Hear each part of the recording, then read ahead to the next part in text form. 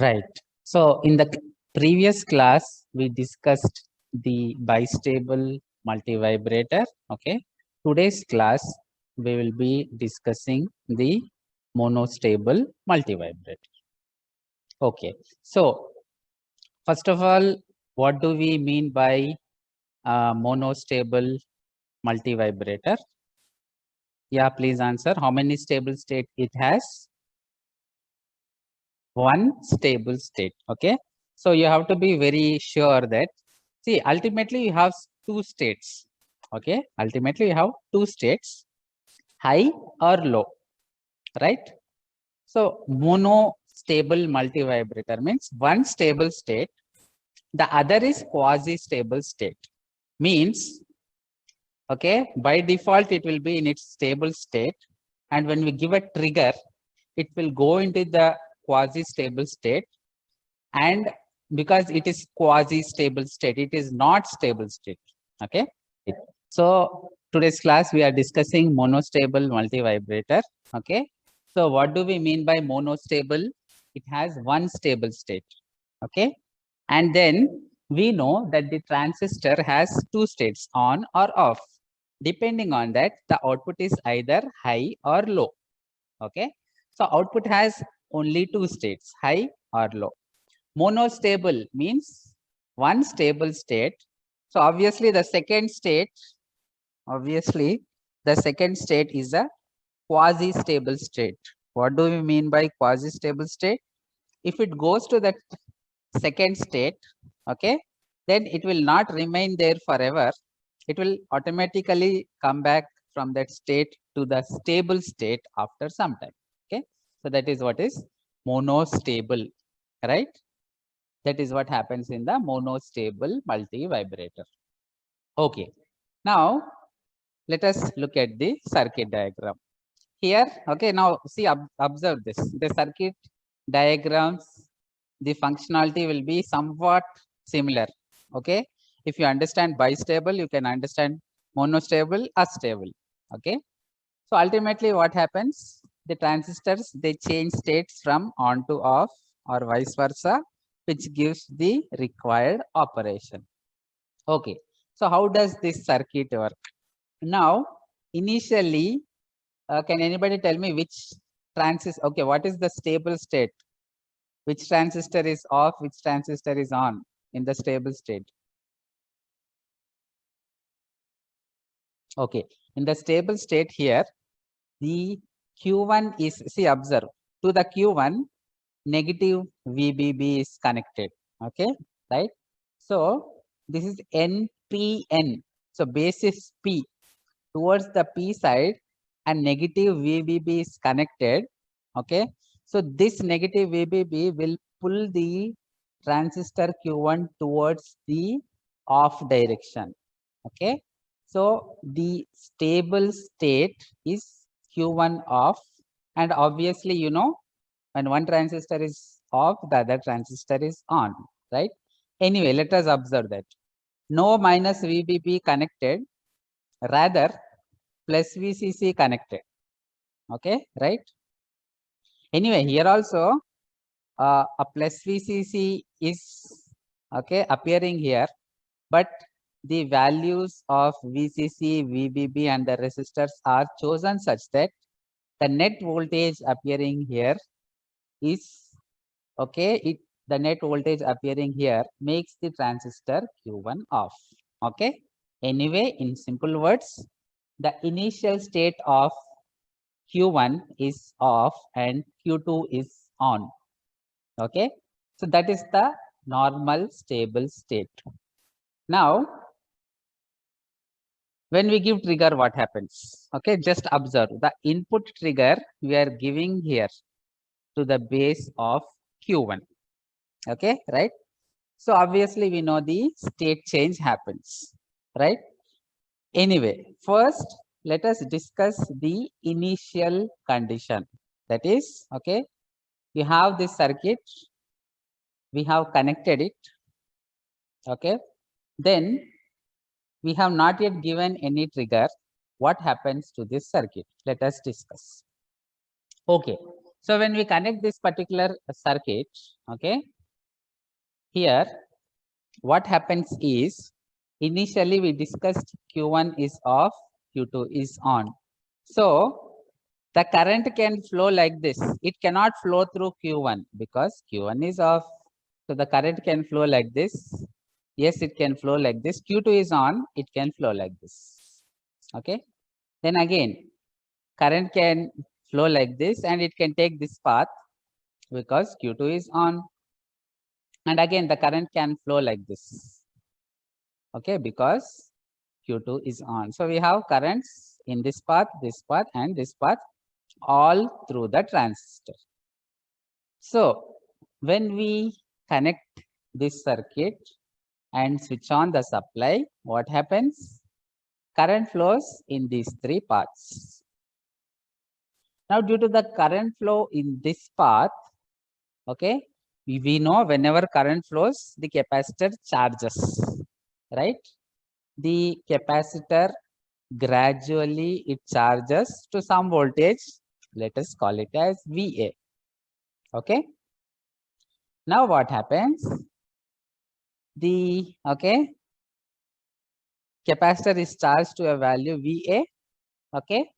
And then obviously Q1 is off, Q2 is on, right? So this is the initial state of the circuit.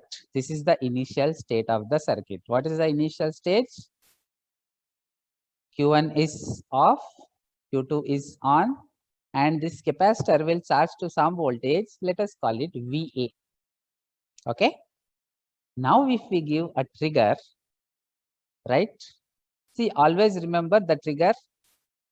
Here we are giving to the base of Q1, okay, because it is normal state is off. So we are giving a positive voltage to the base of Q1 to turn it on. Okay. So what this trigger pulse, okay, input trigger pulse does is, it makes the transistor Q1 on. Now Q1, when it turns on, we discussed in the previous class. Okay, switch on means the voltage across the switch, we can take it ideally 0. Practically for a transistor, it is very small value of 0.2 volt. Okay, it is called VCE SAT. When the transistor is in saturation region or switch on, the voltage ideally you can take it 0, means the voltage here, okay, the voltage VCE from here to here, we can take it 0. Practically it is 0.2 or 0.3 volt, which we can neglect. Okay. So now when we give trigger, Q1 turns on. So the voltage here is almost grounded. Okay. This point is almost grounded. So what happens is, suddenly a negative voltage, see, in this path, only VA, and when Q1 is on, nothing else, negligible. So a net nearly minus VA voltage appears to the base of this Q2, right? So a negative voltage appears at the base of Q2. Tell me, when negative voltage appears to the base of Q2, Q2 will become on or off? Which state does it go to? Anybody please answer.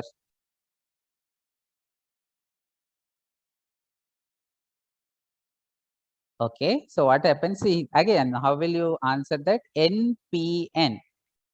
So P side negative.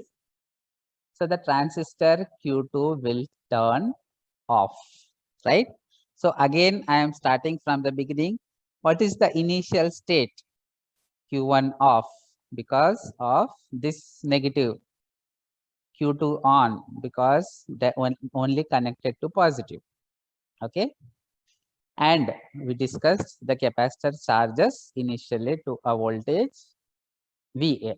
Now, if we don't disturb it, means as long we don't give any input trigger, it will happily stay in that state, right? Now, when we give an input trigger, Q1 turns on. On means direct connection, ideal case. Okay. Direct connection means, okay, the voltage here minus voltage here is 0, short circuit. Okay. Practically 0.2 volt, which we can neglect. So the voltage here nearly becomes 0 volt.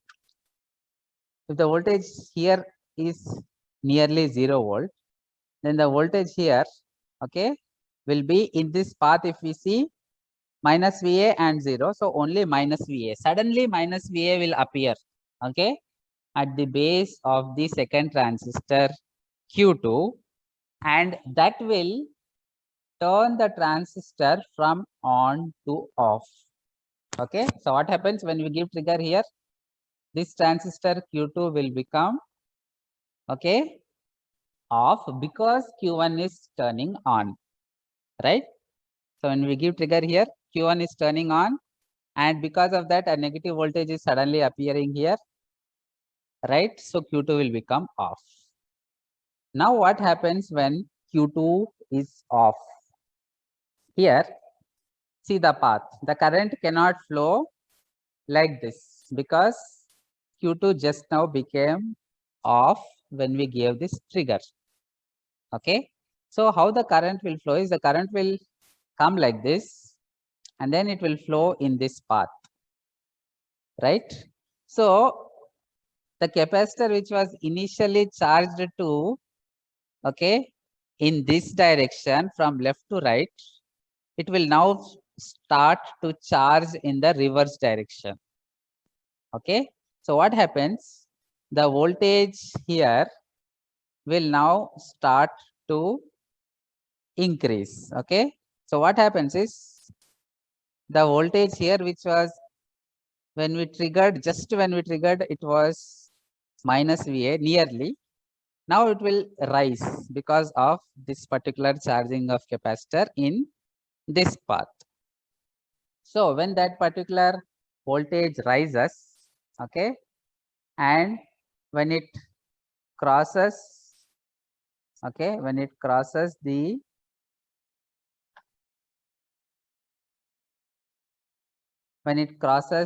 particular, okay, VBE SAT voltage of the transistor Q2, when it will cross this particular VBE SAT voltage of the transistor Q2, okay, then what happens is, the transistor Q2 will again turn on. The transistor Q2 will again turn on, okay, and it will, see, again it will go back to the normal stable state. Okay, right? It will go back to the normal stable state, right? So okay, anyway, so when the transistor goes into the on, again the capacitor will charge in the, okay, this path, right? And then whatever the positive voltage it had, it will now change and it will get back to the initial voltage VA. Okay, right? And again, because of this negative, Q2 will go back to off. So it will go back to the normal stable state, right? So what happens? Initially, okay, initially Q2 is on, means the voltage here is, you know, on means direct, nearly short circuit. So this point nearly connected to ground. So the voltage here nearly 0, practically 0.2 volt. Okay, small value. Anyway, we can neglect. It is called as VCE SAT. The small value of 0.2 volt is called as VCE SAT.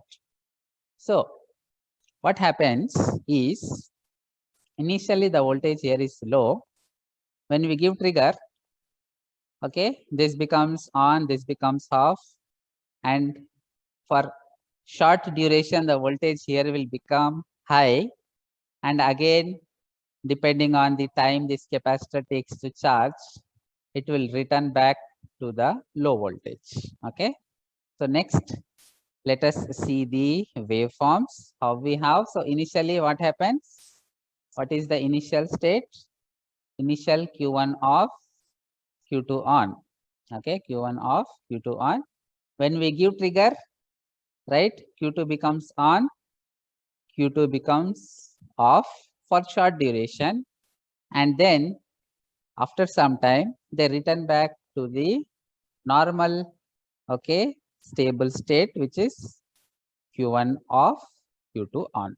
Okay, so the waveforms will be depending upon the charging and discharging of this capacitor C. Okay, the charging and discharging of the capacitor C.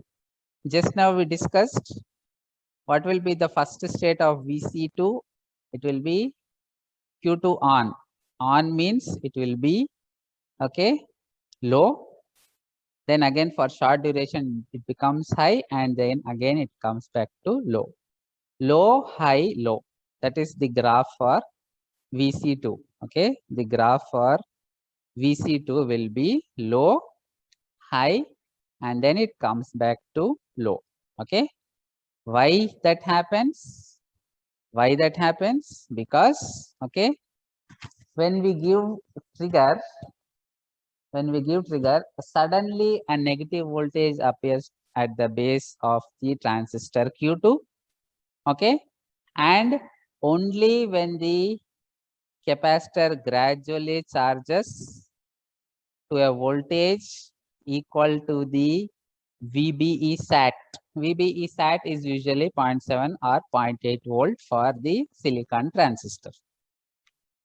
So when it reaches that value, then again the transistor goes into the, okay, on state, right? So what will be the voltage here? The voltage initially VB SAT, then it will become suddenly negative, and then gradually it will rise. That will be the voltage VB2. Okay, so the voltage VB2 will be this one. Initially it will be at VB SAT, and then suddenly negative voltage, okay, VA minus VA, nearly minus VA. And then when the capacitor gradually charges, again when the capacitor reaches the VBE SAT, okay, right, the transistors turn on. So this is the signal at the base of the second transistor, right? And we know very well that when one transistor is on, the other transistor is off. So we already discussed the graph for VC2. The graph for VC1 will be simply the opposite. Means wherever we have high, okay, there wherever we have high for VC2, there we will have low for VC1. See, VC2 is low here, so VC1 is high. Okay, VC2 is high, VC1 will become low. Again, going back to the normal stable state, right? VC2 becomes low, so VC1 becomes high. Now here, you can observe this particular shape. Okay, it is not exactly a step like in this case. We have this particular curve shape. Okay, even here, this is due to the charging and discharging of the capacitor. Okay, so and then the voltage at base when we give trigger, right? Initially it is off. Okay, initially the voltage, initially the transistor Q1 is off. Transistor Q1 is off means, okay, this is off. Why it is off? Because of the negative. So initially the voltage is negative, right, to make the transistor off. And when we give trigger, it suddenly goes to positive, and usually trigger we give for short duration. Okay, right? And then again it comes back to the negative voltage. So that is the voltage at VB1. Negative, positive, and then back to negative. So the voltage at VB1 is negative, positive and then again back to negative, right? Now here, just observe this VC2. Depending on the trigger that we are giving, okay, depending upon the trigger that we are giving, right? What happens? What happens? The multivibrator goes to the quasi-stable state, stays there for short duration and comes back to the normal stable state. Okay. The functionality also we discussed, right? And here this particular capacitor C1 is for speed up capacitor, okay, to make the circuit operate fast. This is speed up capacitor. C1 is the speed up capacitor. Okay, C2 is to couple the input, the trigger pulse to the circuit. And right, what happens? See, when Q2 is on, Q1 is off, the capacitor charges in this path. For the other case, when Q1 is on and Q2 is off, it charges in this path. So because of that, the voltage here, okay, will change from negative to positive depending on the direction in which the capacitor charges. And this is the central idea, okay, or the main logic behind which this particular circuit functions. Okay, right? Anyway, now what I am trying to say here is everything, okay, or the duration for which, see, when we give trigger, it goes to the quasi stable state, remains there for some time and then comes back to the normal stable state. The time, okay, for which it remains in the, okay, the time duration for which it remains in the quasi stable state simply depends on the charging and discharging of this capacitor C. Okay, so next what we are going to do is we are going to derive how long, okay, we are going to derive how long the monostable multivibrator will stay in its quasi stable state. Means you give trigger, okay, it will go back to the quasi stable state, stay there for some time and come back to the normal stable state. How long it will stay in the quasi stable state, that we are going to derive next. Okay, in this particular material, the derivation is somewhat complicated, so I have come up with a simpler and easy process. Okay, that is what we are going to discuss now. Okay, so first and foremost, as I have just mentioned, the duration, okay, for which the multivibrator stays, the monostable multivibrator stays in its quasi stable state simply depends upon the charging and discharging of the capacitor. Okay, so here let us see the waveform. Let us see the waveform. Let us see this VC2.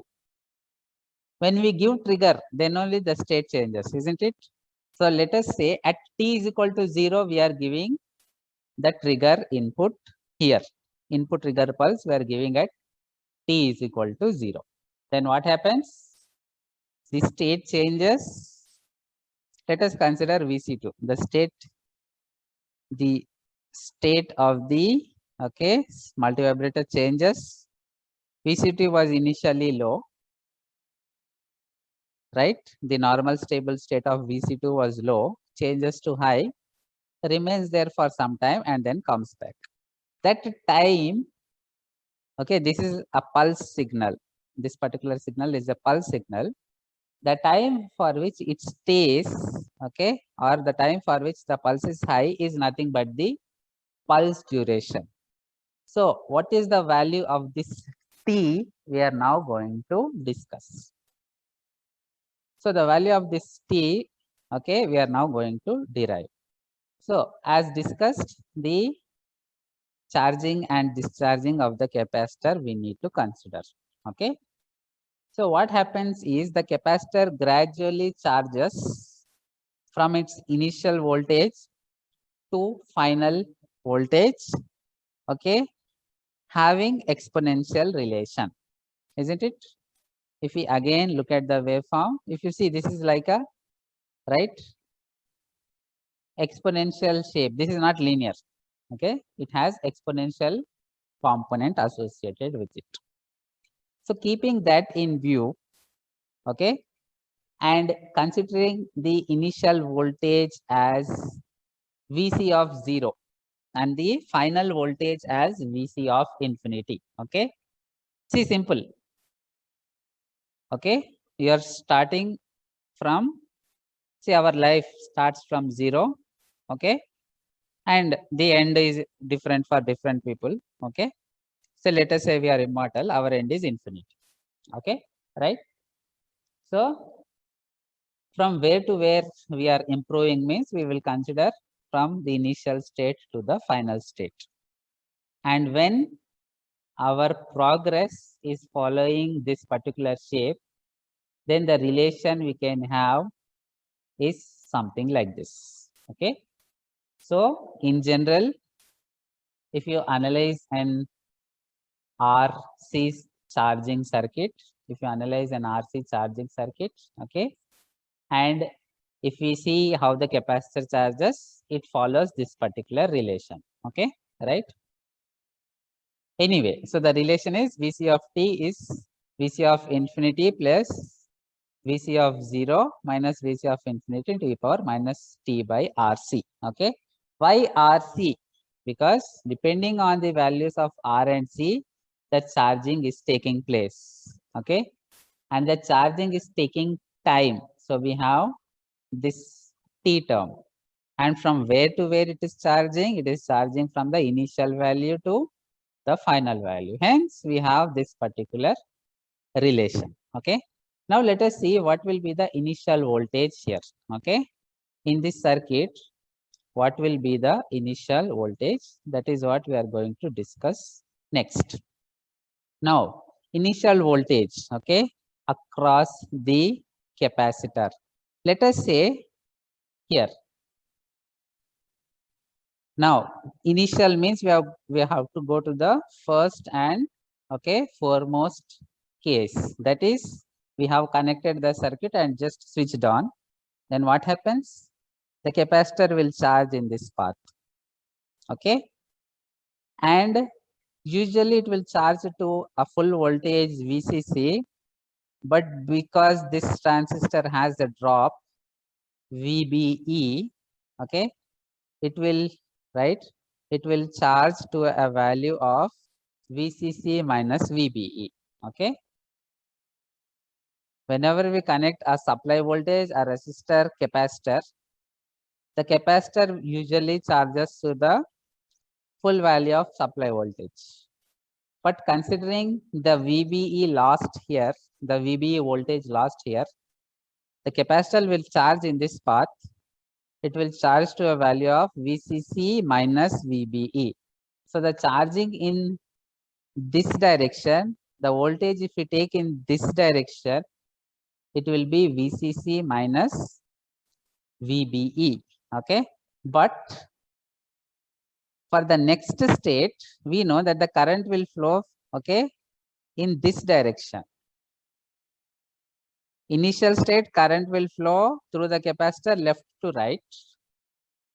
After giving the trigger, the current will flow from right to left through the capacitor.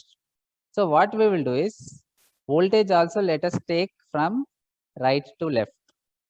So the capacitor charges initially from, okay, initially to a value of VCC minus VBE in this direction. So the opposite direction voltage across the capacitor will be minus of VCC minus VBE, minus of VCC minus VBE, right?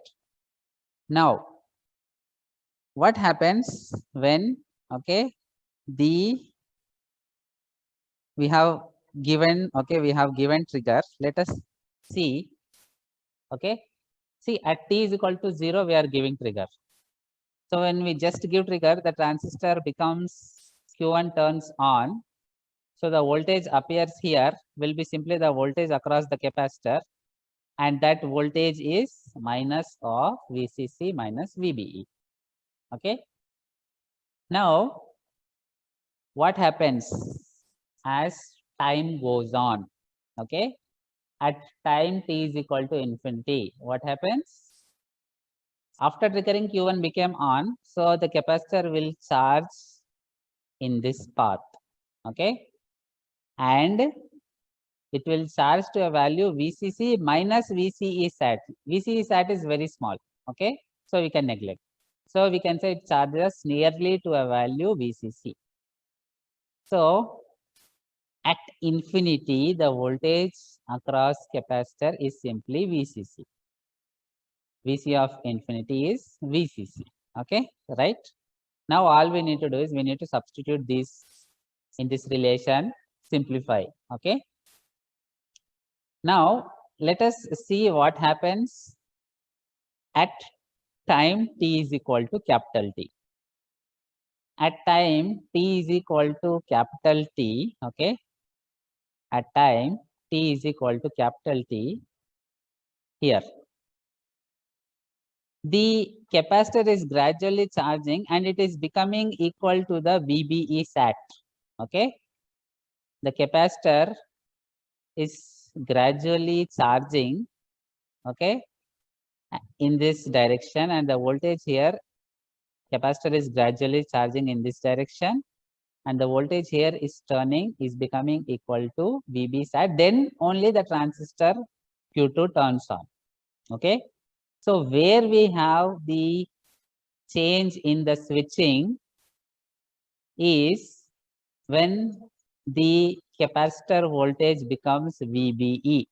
Okay. VBE sat or simply VBE.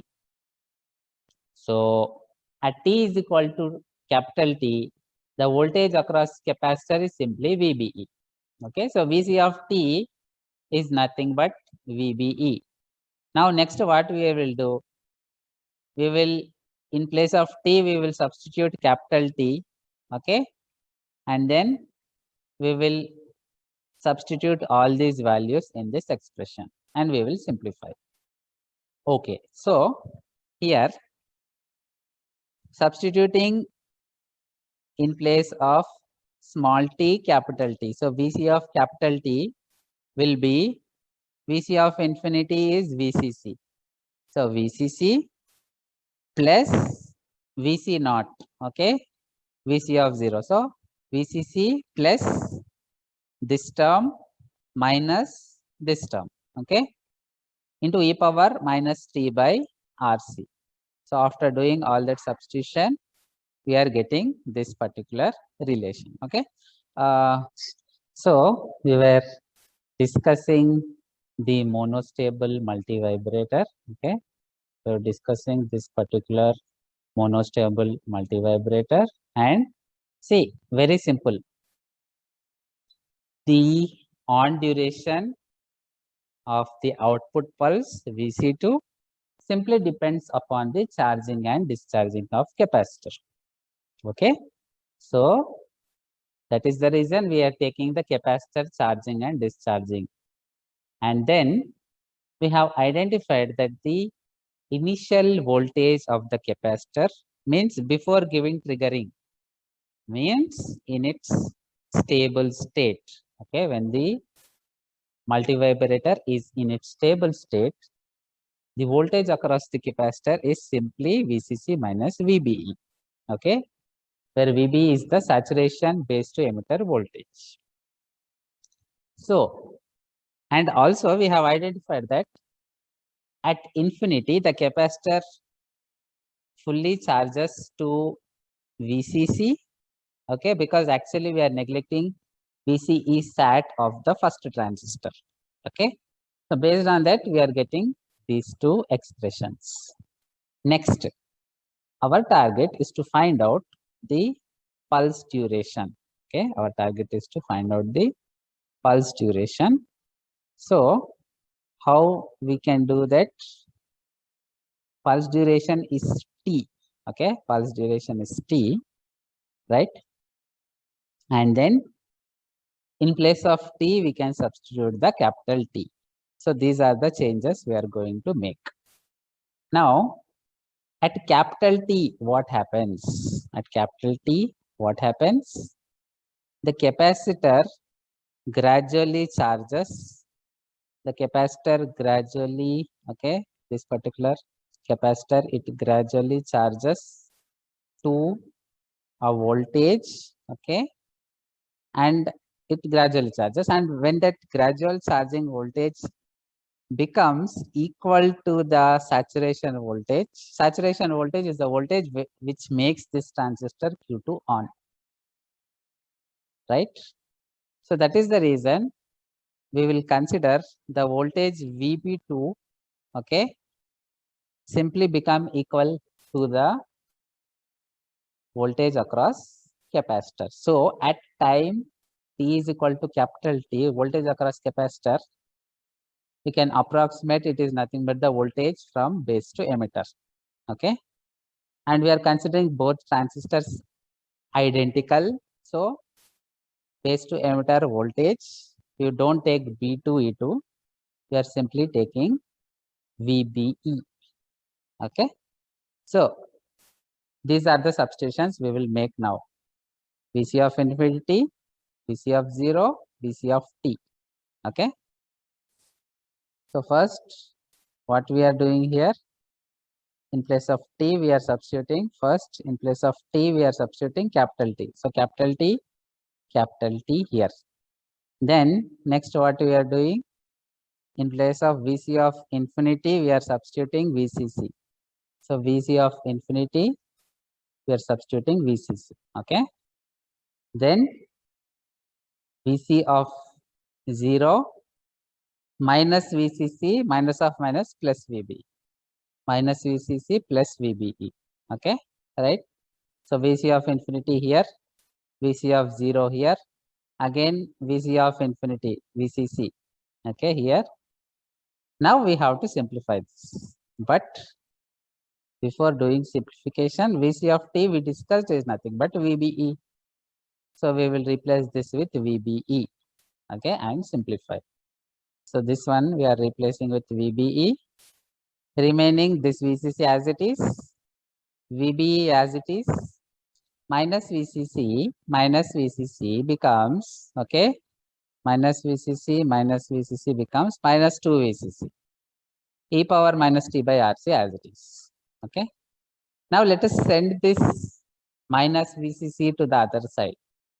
So VBE minus VCC will be equal to VBE minus 2 VCC into e power minus T by RC, okay, right?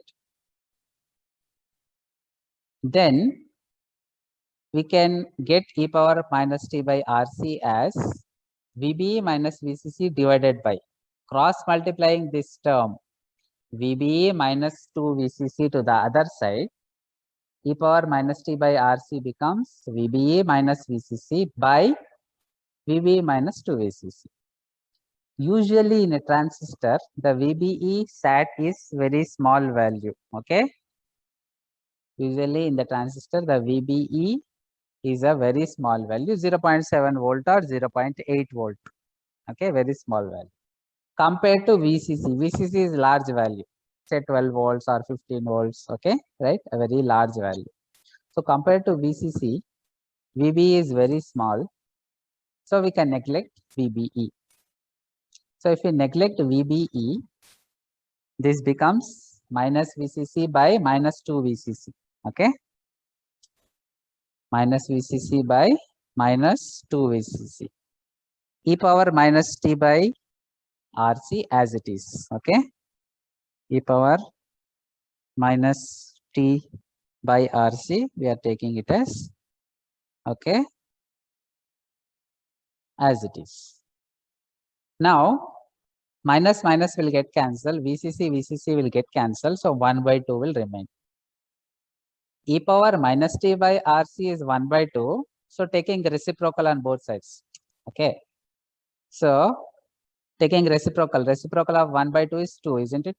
1 by 2 is nothing but 2, and 1 by e power minus t by RC. Mathematically, we can write e power plus t by RC. Okay. So simple mathematical simplification here we get, okay, by using simple mathematical simplification here we are getting e power t by RC as 2. So far we discussed we want t. Okay. That is the reason we are doing all these steps. So how to get a t? Take natural log ln on both sides. Okay. Ln of e power x is nothing but x. Okay. So ln of e power t by RC will be t by RC. So ln of 2. So taking natural logarithm ln on both sides, we get this relation. Then t. Okay. T will be cross multiply the RC to the other side. So capital T will be RC into ln of 2. Capital T will be RC into ln of 2. Okay. So what do we have here? We have ln of 2. If you use calculator, it is 0.693. If you take scientific calculator, there you have ln natural logarithmic. Okay. Ln of 2, if you consider, the value is 0.693. So the time t is 0.693 RC. Okay, right? Now let us go back to the circuit. Let's go back to the circuit. So what happens if we give trigger? It will go to another state, remains there and comes back to the original state. The duration for which it remains in the other state is given by 0.693 into RC. Okay, the duration for which it remains in the other state is given by 0.693 into RC, where R is this resistor, C is this particular capacitor. Okay, right? So it is like this. Suppose we need an application. Okay, we need an application where our output has to be on for some duration and then it should switch off. Okay, right? For example, say there is a heating that is required and the heating should happen for 5 minutes. Then what to do? The RC value we will adjust accordingly. Okay, and we can use a multivibrator. We can use a multivibrator. We can trigger it depending on the adjusted RC values. It will okay, it will stay on for that duration and the required application is met. Right. So basically, this particular multivibrator is used for timing based applications. Okay. Now, again, the problem with this particular monostable multivibrator. Okay. This is called as collector coupled monostable multivibrator because see here, the collector of one stage is connected to the second stage. So this is collector coupled monostable multivibrator. The disadvantage of this is we are making use of again two supplies plus VCC minus VBB. To avoid that, we go for emitter coupled monostable multivibrator. Okay, to avoid that, we go for the emitter coupled monostable multivibrator. Right? Similar functionality. Emitter coupled monostable multivibrator. Similar functionality. The difference that we have here, okay, the difference that we have here is, first of all, we don't have minus VBB, okay, like in the previous case, right? We have a resistor here and no negative supply, okay. And why it is called as emitter coupled? Because emitter of one stage is Q1, represents first stage. Q2, okay, the transistor in the second stage. Emitter of the first transistor is connected to the second, okay, transistor. Hence, right, this is emitter coupled monostable multivibrator. Okay, this is the emitter coupled monostable multivibrator, right? So just recollect single supply bistable multivibrator. We have discussed earlier similar logic. We are using an additional resistor here, Re. So because of that, there will be, whenever current flows from VCC, either this path or this path, a positive voltage is generated. Now this positive voltage is connected to emitter of the transistor. Okay, it is connected to the emitter of this transistor Q2, NPN. So at the N side, we are connecting positive voltage. So that is in the direction to push the transistor towards the off condition. Okay. See, ultimately what we have in any of this circuit is, we are going back to the previous circuit. We are going back to the previous circuit. What we have here? Here we have minus VBB to push the transistor towards the off. Then we have plus VCC, which has the tendency to push the transistor towards on. Both are essential, isn't it? Then only we can get output high-low based on the control. So instead of using this minus VBB, what we are doing here is, we are using a positive minus VBB, we are giving to the P side. We are giving to the P side of the transistor. Okay. NPN, basis P region. So to the P region, we are giving negative voltage, or to the N region, we give positive voltage. Works the same. It works the same manner, isn't it? So that is the idea we are going. Reverse bias means either you give N side positive, okay, or P side negative. Here we are giving P side negative. So that can maintain the transistor Q1 in the off state. Here what we are doing is, okay, here in place of this negative supply, instead of using the negative supply, what in place of using the negative supply, what we are doing here is, we are instead using the positive voltage. Now this positive voltage is connected to the N side, okay, NPN, it is connected to the N side. So now this can push the transistors. This supply is sufficient, okay, to do the similar role of minus VBB and maintain the transistors in the off condition, okay, to maintain the transistors in the off condition, right? So that is the basic idea. See, everything works with idea. You get the idea and you use the idea to implement a improved circuit, and that is what is done here. Okay, so now what happens in this particular circuit is, initially the Q1 is taken off and Q2 is taken on, right? Q1 is taken off, Q2 is taken on. By adjusting these particular values of the components, what is done? Q1 is considered off, Q1 is considered off, Q2 is considered on. Okay, anything you can consider, right? But this particular circuit we are discussing Q1 off, okay, and Q2 on.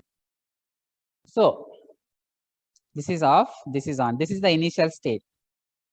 Now observe, the explanation will be somewhat similar to the previous case. When we give positive triggering, okay, Q1 initially it was off, now it turns on. When it turns on, the charging of this capacitor happens in this manner, okay, and when that voltage here goes above the, and the voltage here goes above the, okay, cut-in voltage of this particular, okay, or VB sat of this particular transistor plus VEN. Additionally, there is this voltage also, okay. Then the transistor will turn on, okay, when then the transistor will turn on, right? So similar functionality, Same explanation you can give. Okay, see, observe. First, when you switch on the supply, okay, first when you switch on the supply, as discussed, Q1 is off, Q2 is on. Okay, so what happens? The capacitor will charge in this direction. Okay, let us say it charges to VA, similar to previous explanation. Now, when we give trigger, Q1 becomes on. When Q1 becomes on, okay, the current, right?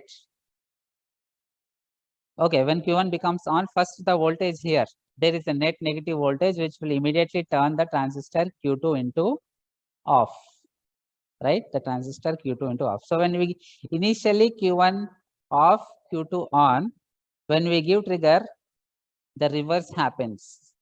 Q2 becomes on, Q1 becomes on, Q2 becomes off. Again, I repeat, initially Q1 off, Q2 on. When we give trigger, Q1 is on, okay, Q2 is off, right? So when we give trigger, Q1 is on, the capacitor will now charge in the reverse direction. And when the voltage here, okay, reaches VBE sat plus this voltage. See, simply voltage across the transistor should reach VBE sat. But emitter is not grounded here. There is additional this voltage. So the voltage here should be VBE plus this voltage, right? So, or you can call VBE sat plus this voltage. Okay. So when that voltage is reached, then this transistor will become on. Okay. And when this transistor becomes on, then what happens? Again, the capacitor will charge in the, like in first case. So in this manner, initially it is, the circuit is in its stable state. We give trigger, it goes back to the quasi stable state, remains in that state for some duration and comes back to the original state. Similar explanation like in previous circuit, but the benefit here is only one supply. Okay. Then the next, see, so far we discussed the bistable multivibrator, we discussed monostable multivibrator. Next one is a stable multivibrator. See, very, very important questions, all this, even monostable, so many times asked in exam. See, observe here, how many times asked? December 2003, December 2004, December 2006, okay, December 2012, again May 2005, 11, 12, 17, how many times? 1, 2, 3, 4, 5, 6, 7, 8 times. Okay, this question has been asked 8 times in the previous year's question paper. This is how I want you to prepare. Okay, I already told you in the previous class, this is the decode electronic circuit analysis. Okay, search decode electronic circuit analysis by Bakshi.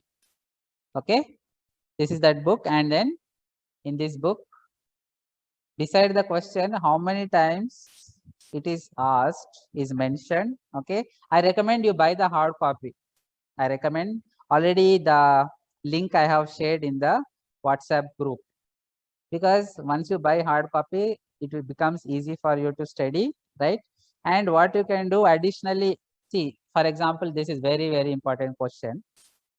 You can try to add few more points so that you will have an upper hand when you go for exam. Okay, very, very important. Select, right, apart to the existing material, try to add few more points, and whatever you understand, just write down, so that when you revise, try to write here on the hard copy itself. When you revise, it becomes very easy. Okay, anyway, so now what we are going to discuss is this particular a stable multivibrator. Okay, a stable multivibrator. See here, First, if you see monostable, okay, if you look at monostable multivibrator, only one capacitor, charging, discharging, right? This is speed up capacitor connected in parallel to resistor, okay?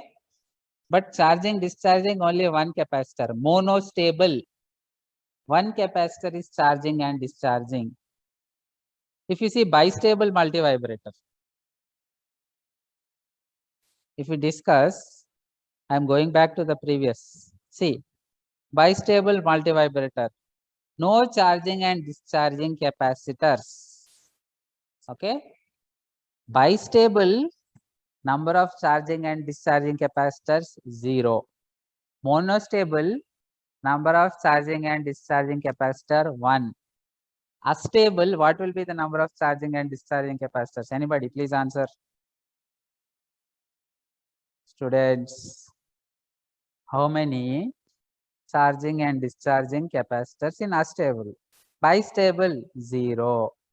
Monostable 1. Astable how many? Yes,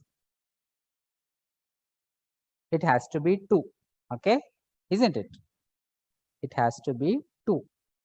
Just drawing analogy based on whatever we have seen. See, life is like this. You can see past, present, and you can calculate future. If you put your brain, you can observe your past, you can observe your present, and you can observe and you can calculate your future. You can predict your own future. You need not go to an astrologer. You have to put your brain. Okay. Anyway, so bistable, number of charging and discharging capacitors 0. Monostable, number of charging and discharging capacitor 1. Okay. So because of this one capacitor, it goes, okay, when it goes to the quasi stable state, it returns back immediately to the stable state. Astable, okay, the next we are going to discuss astable multivibrator, right, has two, okay, it has two charging and discharging capacitors, two charging and discharging capacitors, okay.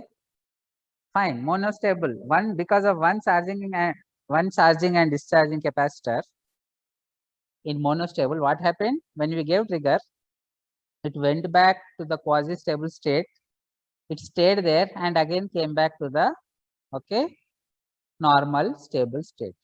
Here, because two charging and discharging capacitors, what happens, it goes back, okay, it goes to the second state, then again comes back to the previous state, then again goes back to the other state.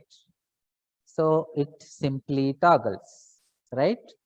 The outputs of this particular multivibrator simply toggles. So it is like this, bistable to both stable states, no quasi stable state, okay, monostable, one quasi stable state, astable, two quasi stable states, because we have two capacitors charging and discharging simultaneously. Okay, all these points you won't get in textbook. I said now additional information, you can write it here. You can buy this hard copy, link already shared in WhatsApp. You can write these points. Okay, so now what happens when we switch on the supply? Okay, when we switch on the supply again, because of the non-identical nature of the transistors, one transistor is on, the other transistor is off. Okay, right? So first let us, you can assume anything. Let us say Q1 is, okay, let us take initially, right, Q1 is off, Q2 is on. Okay, Q1 is off, Q2 is on.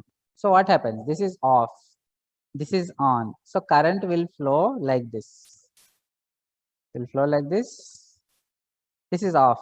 So no, it doesn't flow through Q1. It comes like this through the capacitor. Then it reaches here, right? Now what happens? The capacitor C2 will charge in this direction. Okay, the capacitor C2 will charge in this direction. Now, when this capacitor starts to charge, okay, right? When this particular capacitor starts to charge, simultaneously, this capacitor C2, okay, this capacitor C1 will discharge, right? See how current will flow like this because Q2 is on. Also, the current will flow like this. Okay. So, what happens? Current is simultaneously flowing through both the capacitors, right? Here, C2 current is flowing from left to right. In C1, the current is flowing, okay, from again left to right when Q2 is on. Okay, the current flows like this. The current flows in this path, right?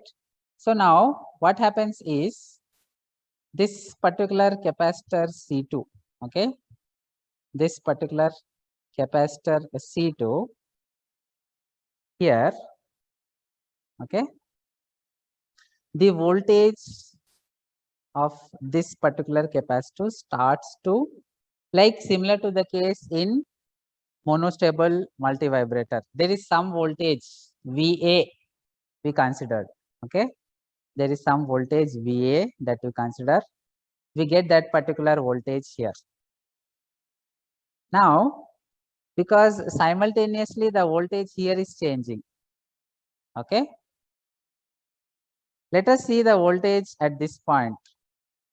Due to the charging, what is happening? The voltage here is increasing, okay. Now again, due to this charging, the voltage at this point is increasing. Just observe the capacitor C1 charging.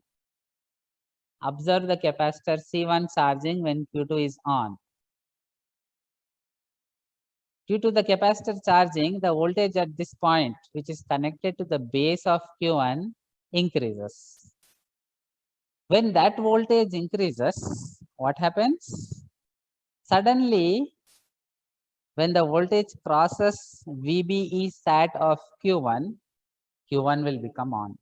So this is automatic, okay? Automatically, because both capacitors are simultaneously charging from left to right, okay? When Q2 was on, both the capacitors are simultaneously charging and the current flow is from left to right, okay? Path is this path and then this path. Then, because the voltage here is continuously rising because of the charging of capacitor C1, after some time, Q2 will automatically turn on. When Q2 turns on, after some time Q1, okay, because the capacitor C1 is charging, after some time, that is when the voltage at this point becomes greater than the VBE of Q1, Q1 will turn on, okay, Q1 will turn on. You know, voltage across on switch is low. So the voltage here becomes low. The voltage here becomes low. Already the capacitor charged from left to right means positive here, negative terminal here. So negative voltage appears at the base of Q2. Now the Q2 becomes, okay, off, right? The Q2 becomes off. See, similar action is happening like in monostable, but here we are not giving any trigger. The trigger is automatically happening because the voltage at this point is becoming high due to the charging of capacitor C1 in this path, and that is turning on Q1, which in turn turns off Q2. Okay, right? Now what happens? Now Q1, we are in the second, okay, we are in the second phase of this particular multi-vibrator, where Q1 is okay on and Q2 is off. So what happens here? Now let us see the current flow. The current flow will happen like this. The current through the capacitor, we are focusing current through the capacitors. Now the currents will flow from right to left through the capacitors in this path. Okay, right? And because of that particular current flow, okay, what happens? The voltage at this point, see here, now current flows from in this path right to left, and because of that current flow, this capacitor C2 now charges in this direction, right to left. So the voltage here increases, and again when the voltage here increases, automatically this voltage, okay, V2 is connected there. So VBE, the voltage here increases and Q2 will turn on, right? So when Q2 becomes on, you know, the voltage at this point becomes low, okay, right? And negative voltage is appearing here, and then Q1 becomes off. So what happens is simultaneously Q1, Q2 will become on, off, on, off, on, off. So what we will get is the output, we will simply get a something like on, okay, off, on, and then off. Fine. And we know very well, when one transistor is on, the other transistor is off. Okay. So what do we have here? When one transistor is, see, VC1 is high, VC2 will be low. VC1 is low, VC2 is high. Again, this particular shape is due to the charging and discharging of the capacitor, right? VB1 in monostable, we discussed the waveform. It looks something similar to this. Okay, similar, we have the waveform here, and because it is symmetric structure, observe whatever, and we are not giving any external triggering, right? When VB1 is low, VB2 is high. When VB2 is low, okay, VB1 is high, right? So very easy waveforms. These are the waveforms for the collector coupled astable multivibrator. Okay, these are the waveforms for the collector coupled astable multivibrator. Okay, right? So now, just now we have seen the waveform has this particular distortion. So how to eliminate that distortion? Additionally, we can connect a resistor and diode, and then a resistor and diode. So what happens here? When the voltage at C1 becomes high, automatically the diode becomes off. Because of that, the voltage will immediately rise to the, see here voltage is gradually rising. Because of this diode suddenly becoming off, the voltage will not follow the slow charging and discharging path. Rather, it will immediately shoot up to the value, and that will eliminate this rounding, okay, distortion that we have, which we have just seen, which because of the charging and discharging of the capacitor. Okay. So in the previous class, we have discussed a stable multivibrator. Okay. Right. Now we are going to derive the expression. See, ultimately, what is the output of astable multivibrator? High, low, high, low, high, low, continuous toggling. Okay, so there is a square wave at the output of the astable multivibrator, right? Now, what we are going to do is we are going to find the time period of that particular square wave. Okay, right? Now the derivation is very easy because see what is happening in monostable. In monostable, it is from from stable state, it is going to quasi stable state, remaining there and coming back, right? In astable, what is happening? It is repeating.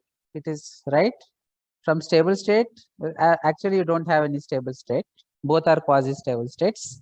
Anyway, from one state it is going to other state, remaining there, then coming back and remaining in the new state for some more duration, and then again toggling, continuous toggling.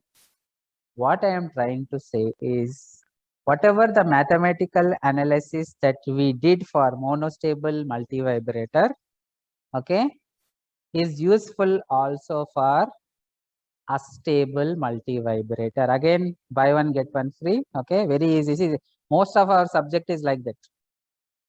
Okay. For example, first unit, you will go for equivalent circuit, then apply KCL, KVL, same process, input resistance, output resistance, voltage gain, current gain, so on. Okay, right? Then we have seen oscillators, Hartley, Colpitts, somewhat similar. Okay, right? So throughout our course, so many times we have identified similar process. Again, bistable, monostable, astable, somewhat similar. Okay. So if you learn one topic thoroughly, the remaining topics become very easy. This is the key for your success for your final exam. First, one topic, study thoroughly. Okay. Try to think deeply about that. And once you are enlightened about the topic, the remaining will become very easy. Right? Anyway, so what we are now going to do is we are going to quickly look at the monostable multivibrator derivation. Okay. We have already seen monostable multivibrator. T is equal to 0.693 RC. We got, okay. Astable, see what is happening in monostable. From one state it is going to the quasi stable state and then returning back. Okay. But in astable, it is repeating the cycle, right? So there we discussed only pulse duration.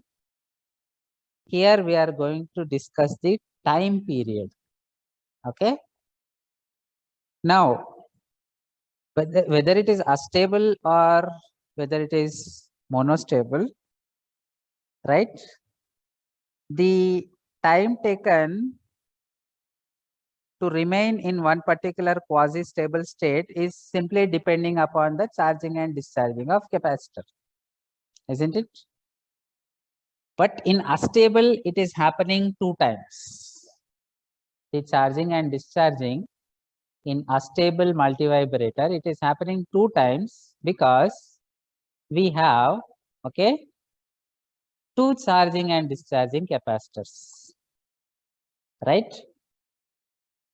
So what I am trying to say is, in monostable multivibrator, time duration for one, okay, for one quasi-stable state, the duration for which, students, see, very easy, very logical, right? I will expect answers from you. Think very carefully about this. See, in astable, okay, I'm sorry, in monostable multivibrator, the time taken to see, monostable means one stable, one quasi-stable. Okay. Astable means no stable, both quasi-stable. Okay. Now let us see the count of quasi-stable. Monostable, one quasi-stable state. Okay, so in the previous class, we have seen the derivation of monostable multivibrator.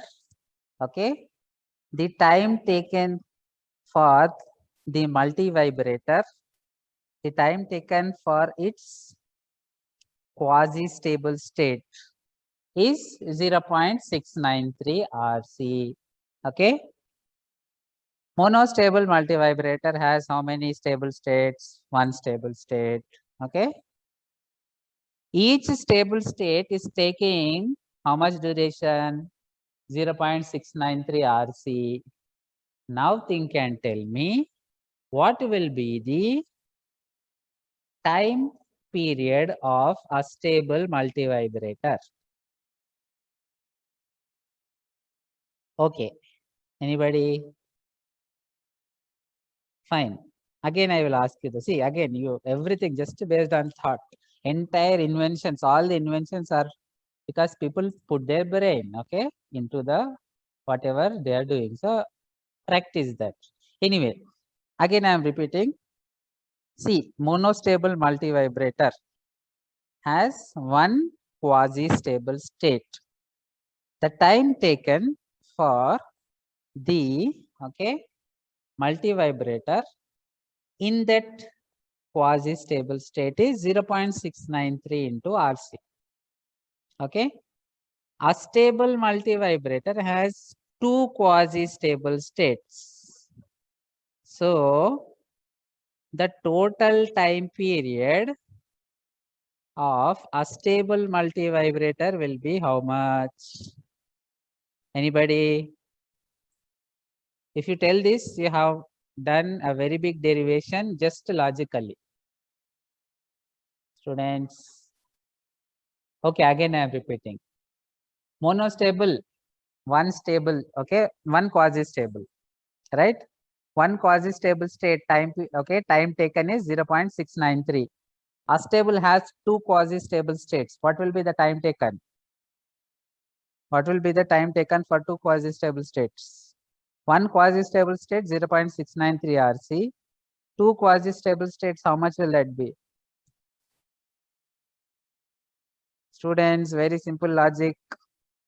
Please 2 into 0.6. very good. Okay. 2 into 0.693 RC. Right? Can anybody calculate and tell me what will that be?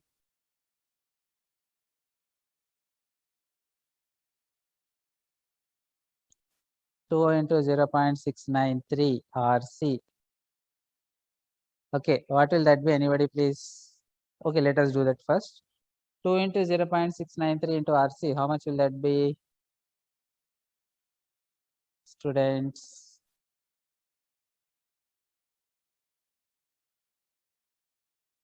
Please answer. 1.386. Very good. Okay. So that's all over. Derivation for a stable multivibrator completed. See here.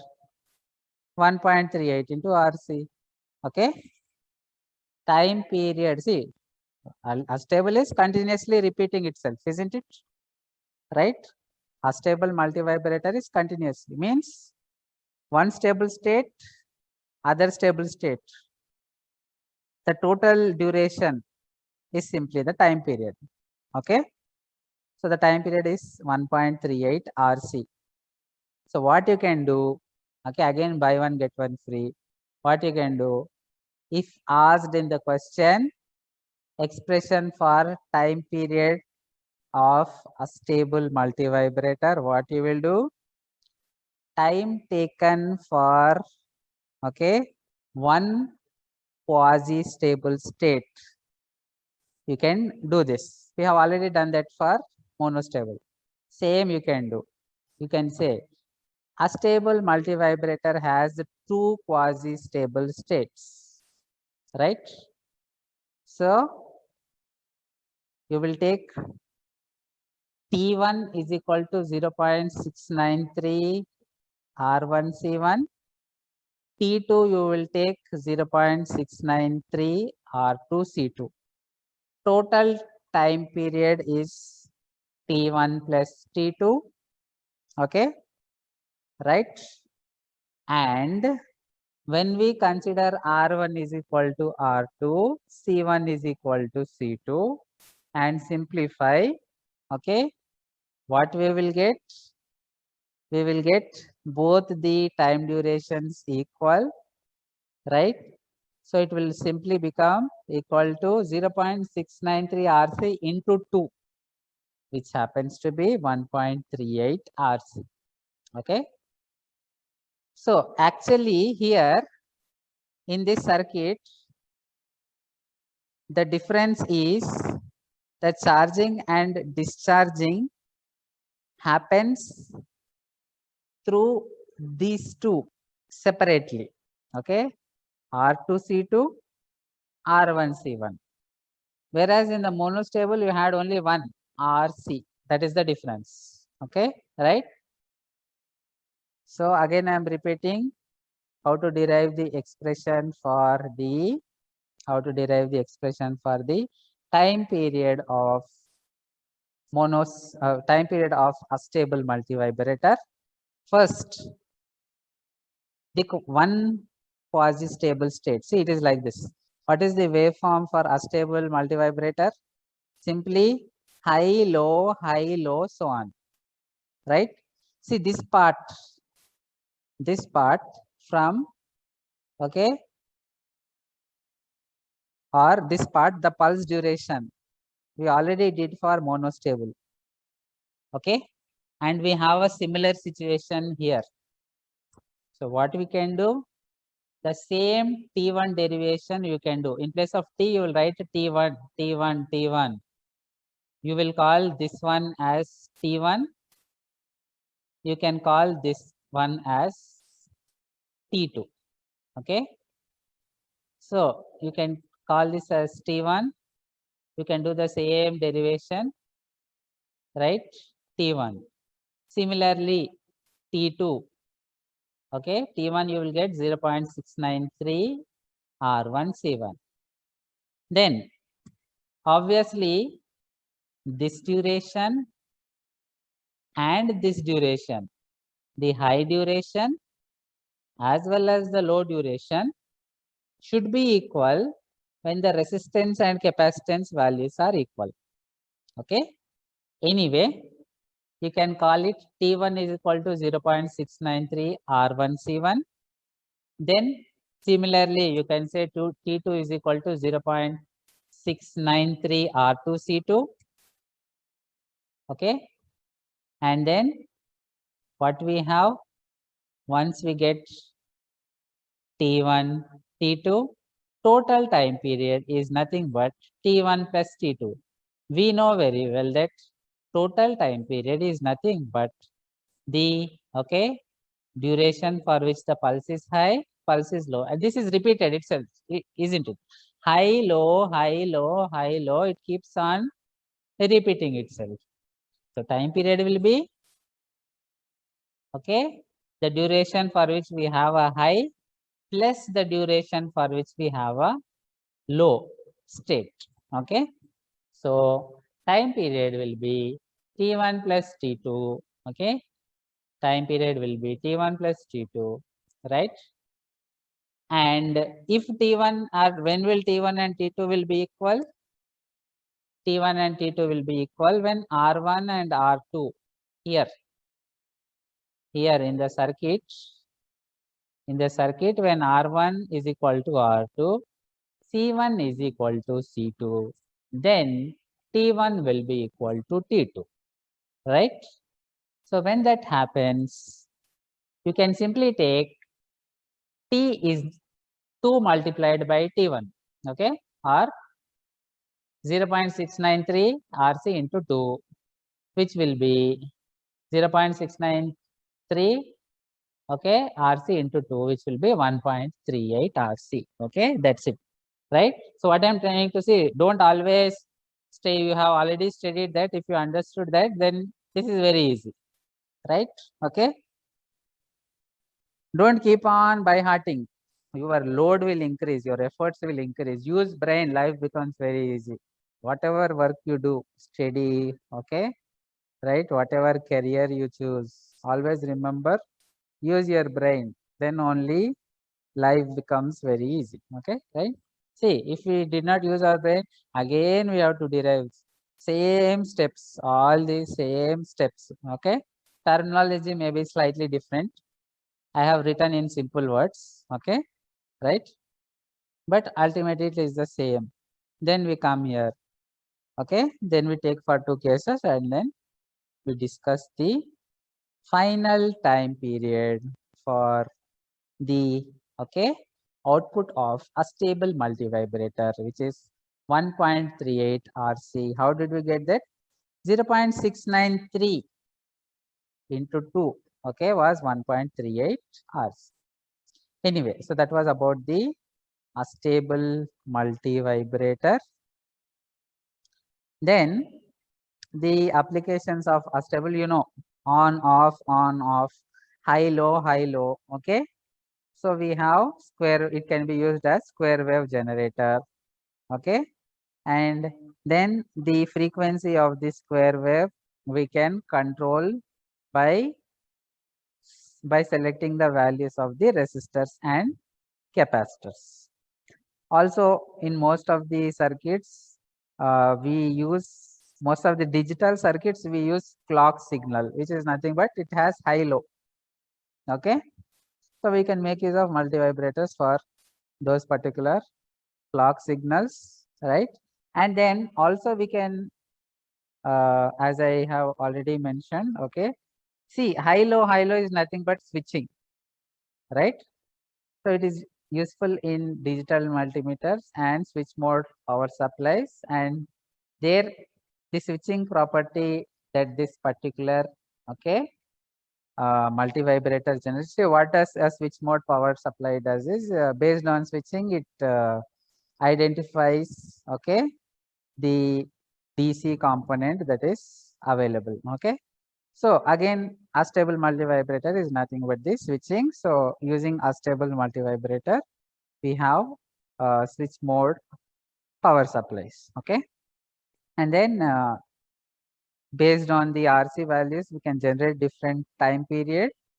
Different time period gives different frequencies. So just by tuning a particular value, we can get different or a wide range of frequencies.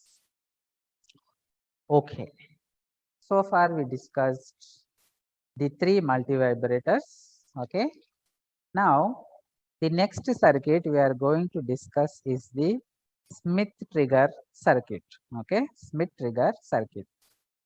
This circuit is somewhat similar to the bistable multivibrator. Okay, looks like bistable multivibrator, but what you have there is okay, in bistable you have coupling from collector of Q2 to the input of first stage. Okay, output the okay collector of second transistor, the collector of second transistor is connected, the collector of the second transistor is connected to the base, okay, right, of the first transistor. Okay, but here what we have is we do not have that connection, instead we give an additional input. Okay, bistable they are interconnected, Smith trigger they are not interconnected, rather we give an input, and usually the input we give for Smith trigger is the sinusoidal input. Okay, anyway, if you did not understand, let us open, okay, let us open the circuit diagram of Smith trigger and then circuit diagram of bistable multivibrator, and let us compare. Okay, let me open another document. This is page number 79.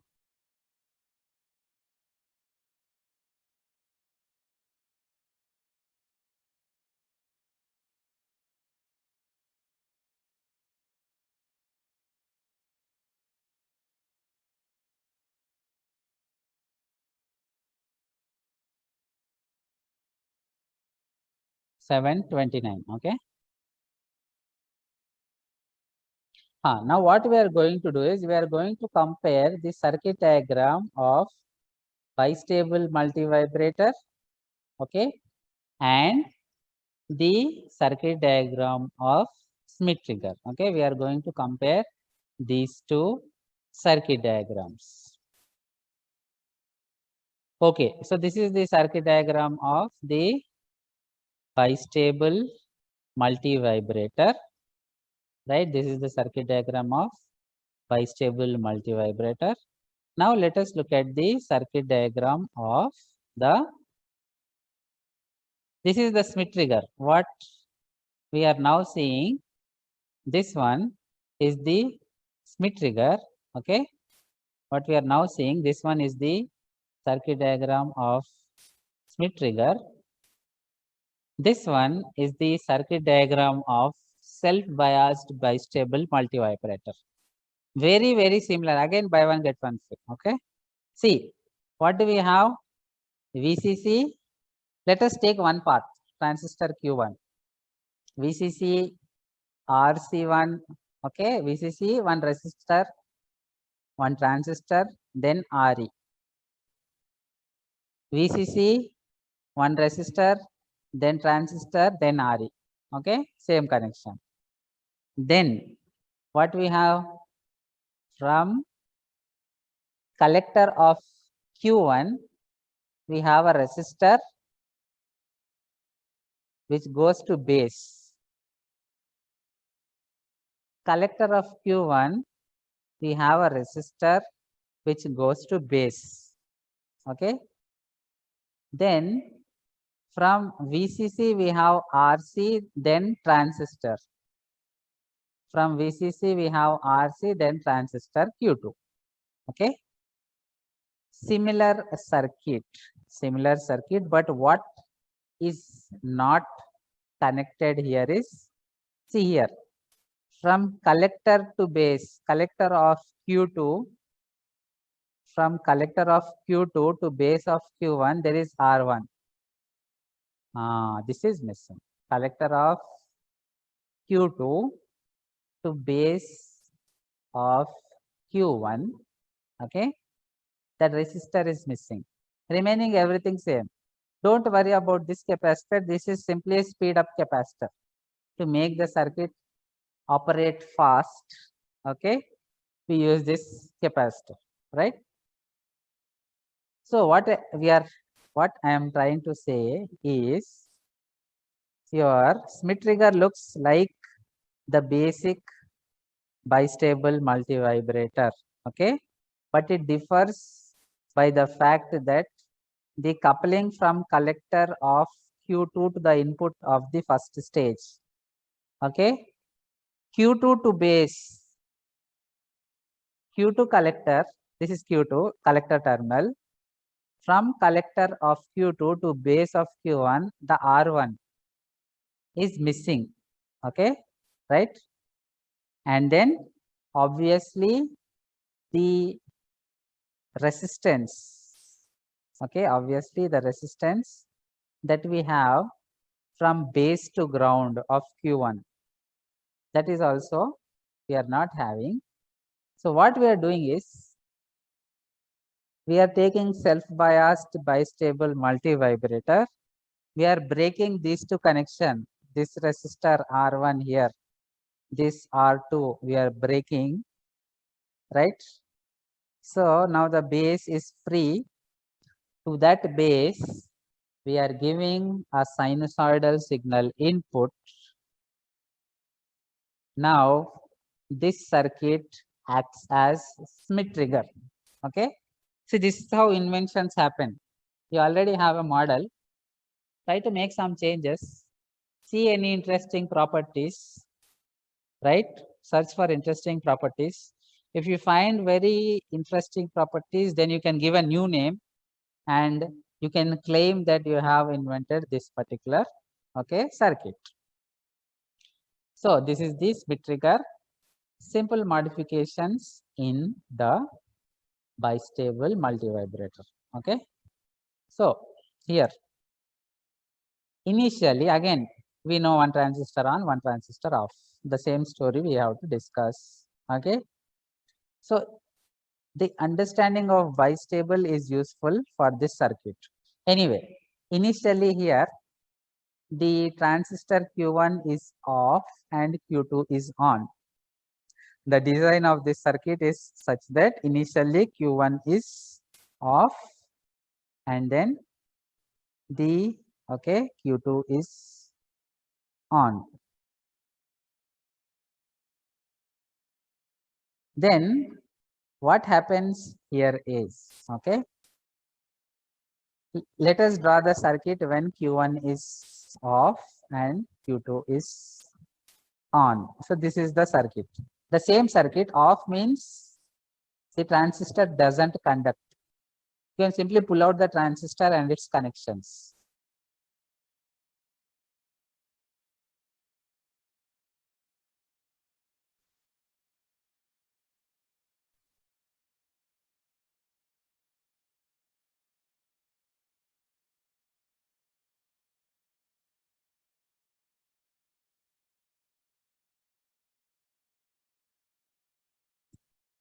Okay.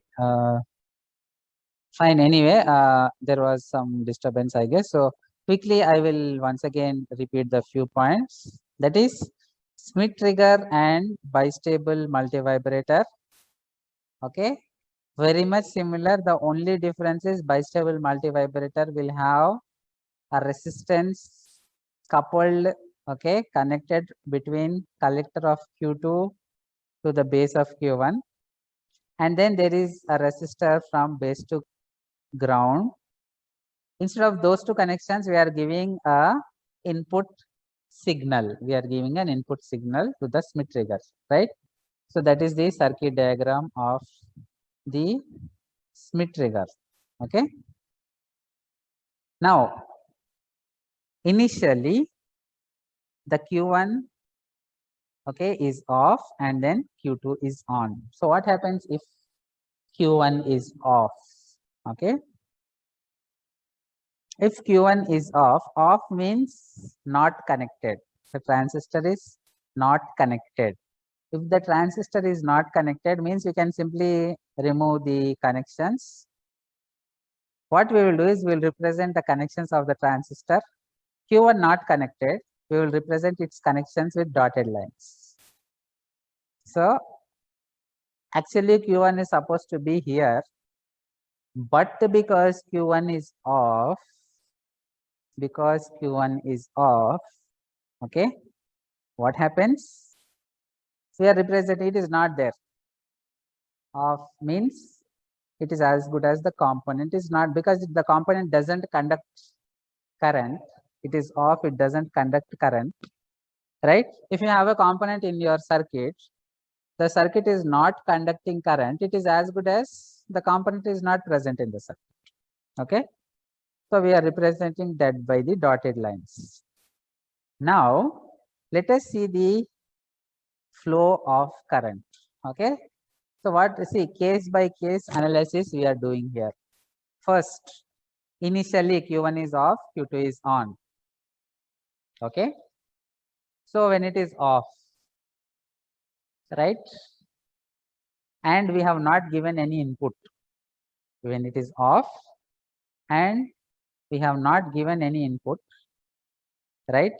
See, because input can change the state of the Q1. So let us say the input is not applied or it is low. Then the transistor is open.